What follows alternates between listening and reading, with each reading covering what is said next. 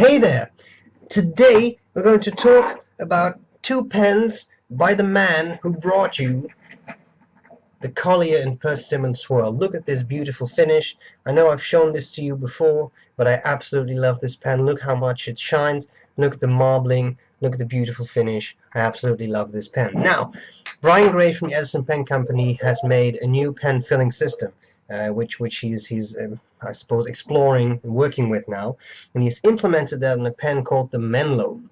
You can buy it from him for $350, if I'm not mistaken, and he sent me to check out, and that's really cool. So first of all, let's look at the packaging.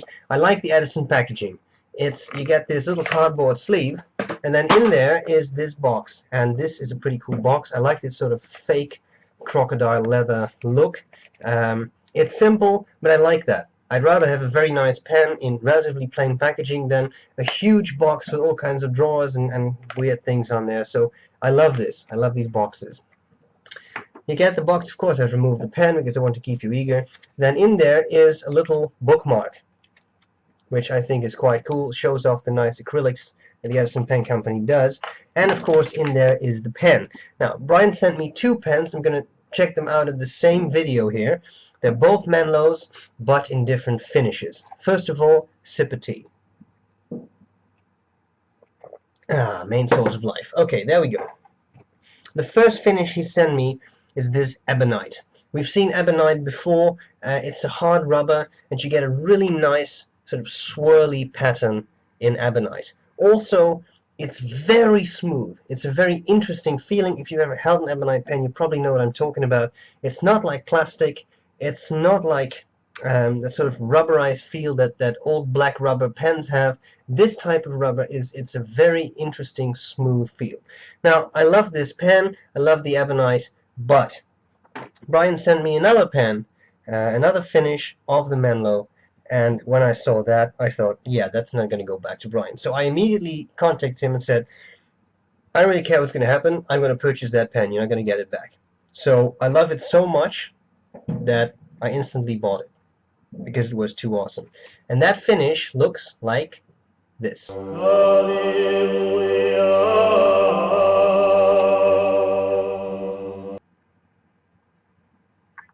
yeah. First of all, it's translucent. Absolutely fantastic, and this blue is gorgeous. Just look at the blue. And then you haven't even checked out the finish up close yet, which has a translucency. You can see the nib through the cap. I think it is absolutely stunning. So I had to have this. Okay, I'm going to cover the parts of the pen. I'll tell you what I like about it, what I don't like about it, and then I'll do a writing sample. Okay, now the two pens, but as I said, they're the same pen. So I'm going to cover the parts on this pen because it's translucent. You can see it a little bit better. This one, it's identical, right? It's just a finish that's different, but it has the exact same shape, features, etc. Alright, and by the way, it's December 31st as I record this, so there's fireworks going on in the background, should you hear weird noises. Alright, we have the top of the cap. You see the top of the cap? Looks nice. You have the rest of the cap. I like that. Good size, slightly pointed. I like that. You have a clip. Very good clip. I like this. Springy, but you don't easily bend it. Snaps back in place. Perfect for me because you can just take that pen, you clip it onto your shirt, nothing happens. It doesn't rip your shirt apart when you pull it off. I love that. Well designed. You have a small center band, which you see right there. And you have the rest of the barrel. You can see a little bit of ink in there. I left it sort of semi-ink because I want to show you how to ink up this pen because it's an interesting filling mechanism. You go down all the way and then you see the actual filling mechanism through the blind cap. Okay, so you can unscrew this. There you got the little button for the filling mechanism, but we're going to get to that. First I want to show you the nib.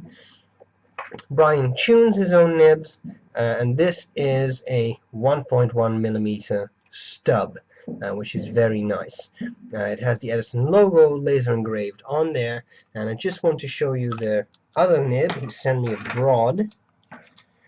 The broad is a nice two-tone, also laser engraved, and I have never had an issue with Edison pen nibs. I have used their Collier, I've used the pneumatic, and they're always great. Never had an issue with it. And as I said, Brian tunes them himself, so that's cool. Alright, you have the section. I've just posted the pen. You have the section, so it can be posted. Section looks good. You get these threads, not sharp at all. These are very nicely rounded off. They will not cut into your skin. Then we have the section, tapers down, then flares out a bit. And I find that to be a very comfortable section to hold. Okay, as to the size of the pen, for me, it's perfect. I love it. You can use this posted. It's a little top heavy, but not as heavy as some of the pens I've recently used. So I find it very well balanced. You can use it unposted if you want, and that's pretty much it.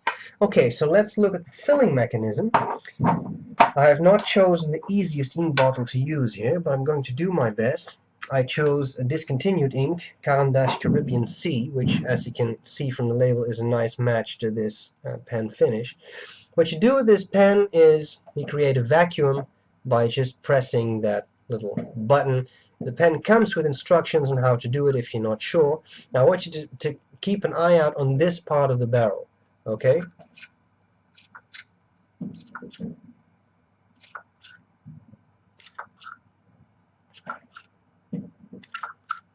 And you just keep doing this. Very easy, very simple. It's not a complicated system. And at some point you will see no more air bubbles right there. And then you're all done.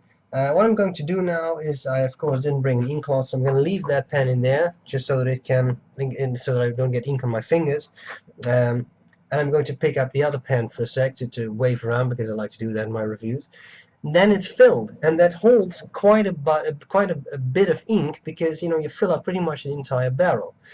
Clearly, on an Ebonite pen like this, you can't really see how much ink is in there, right? So I like that transparent material, because it gives you an idea of how much ink you have in there, how full it is, and how much you have left. And that brings me to the things I like about the pen and things I don't like about the pen. What do I like about the pen? Well, to be honest, a whole lot. I'm quite enthusiastic.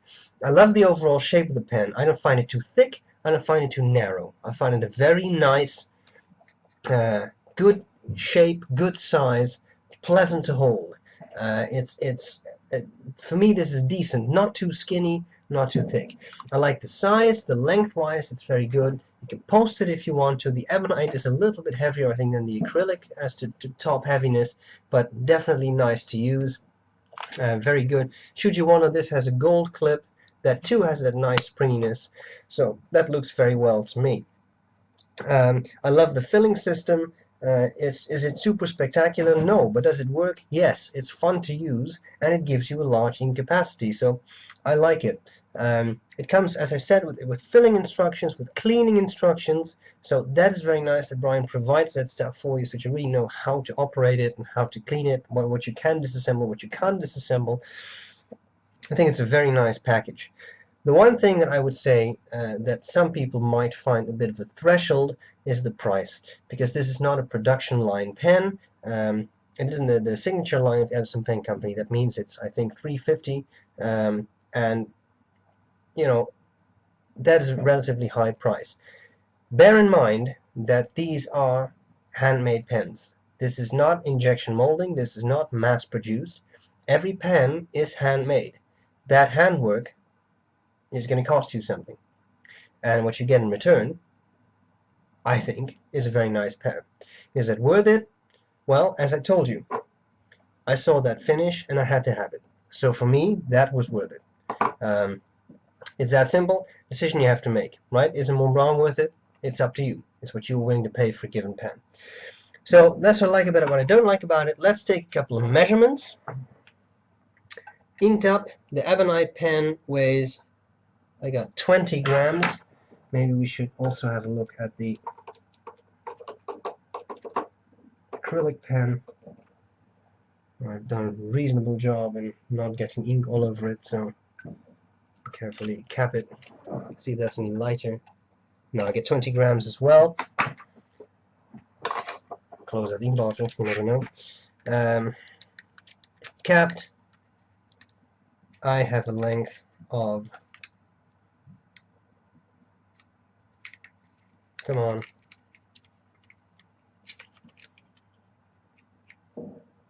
147 millimeters, uncapped. I have 131 millimeters section diameter. At the narrowest point just below that lip, I've got 9, and at the widest point I got 11 millimeters. Cool pens.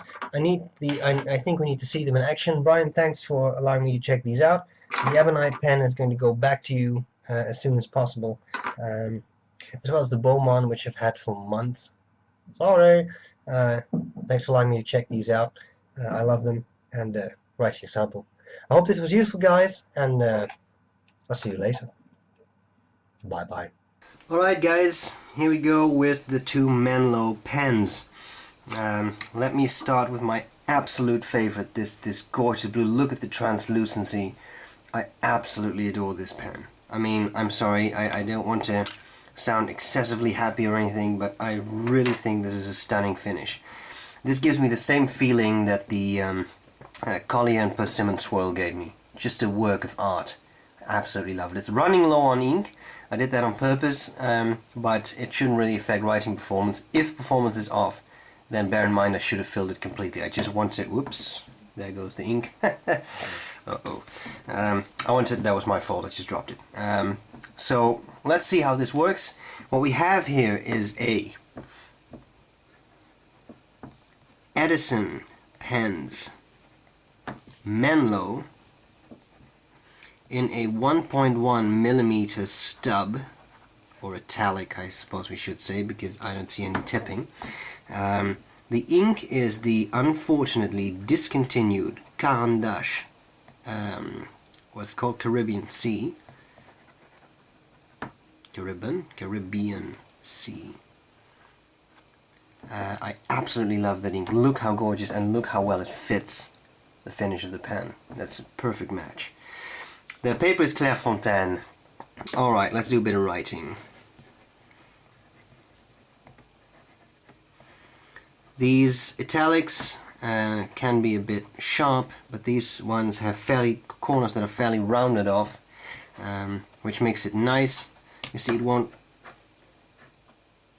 dig into the paper, which I like a lot.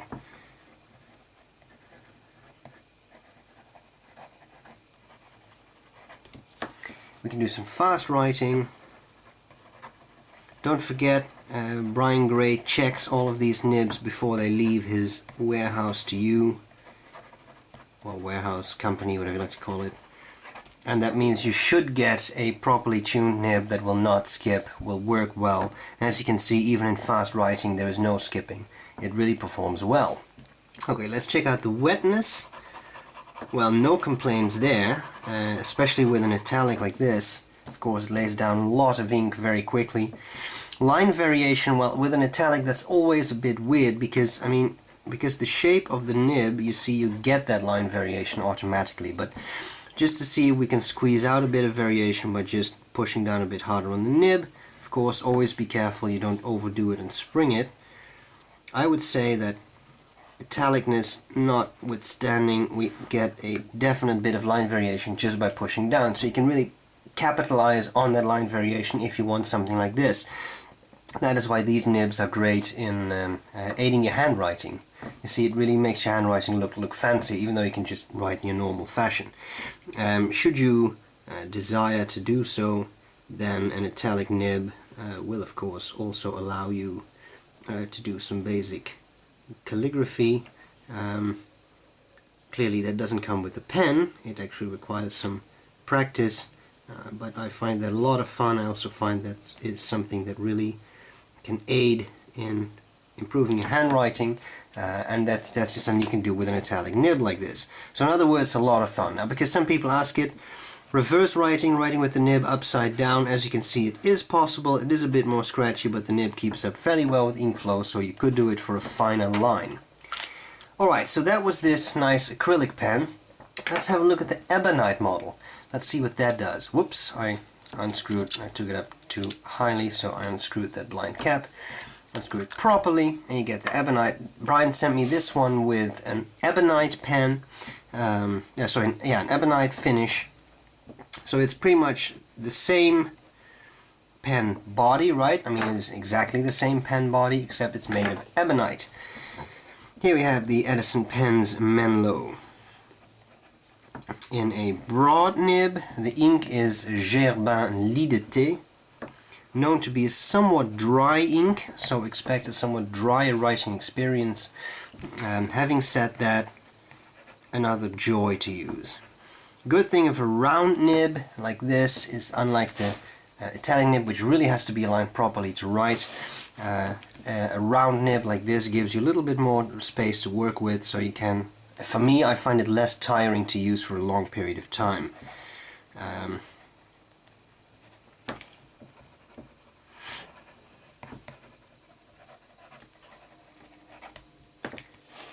Look at that, beautiful, nice.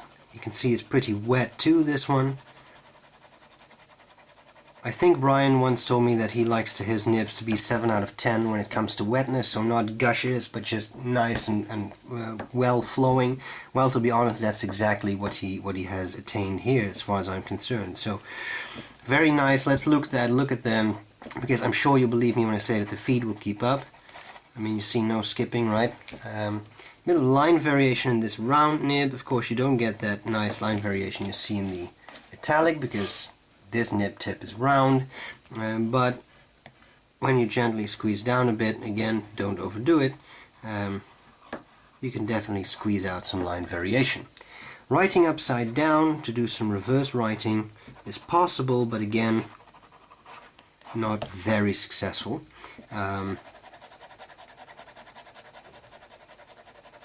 I love these pens. I think Brian Gray has once again done it, making a very cool filling system. But not just that, everything about the pen is right. The size is right, the feel is right, the size of the nib is perfect for me. I mean the size, the width, you know, I love broad, so for me that's fine, but I mean the size looks good on the pen. I think these are great pens, and the handmade, so I think that's pretty cool.